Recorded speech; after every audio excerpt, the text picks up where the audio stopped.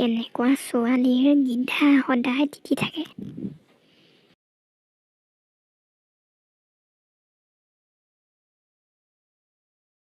যিবোৰ অতি সোনকালে উত্তেজিত হৈ যায়, সিহঁতৰ গিধা সদায় তিতি থাকে।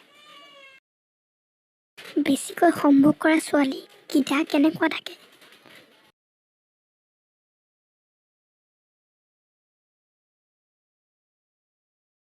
যিবোৰ ছোৱালীয়ে বেছিকৈ সম্ভোগ কৰে, সিহঁতৰ গিধাটো তললৈ ওলমি পৰে। গাভৰু ছোৱালীয়ে কিমান সময়লৈকে লিংগটো গিধাত ভৰাই থব পাৰে?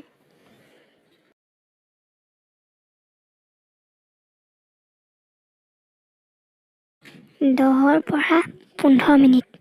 ইয়াৰ পিছত গিধাৰ বিষ আৰম্ভ হয়। কোনটো পজিশ্যনত সম্ভোগ কৰিলে নিজে নিজে গাখীৰ ওলাই যায়?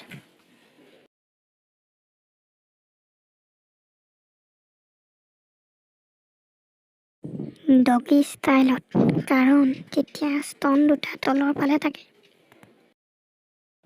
মুছলিম ছোৱালীৰ লগত সম্ভোগ কৰি বেছিকৈ কিয় ভাল লাগে?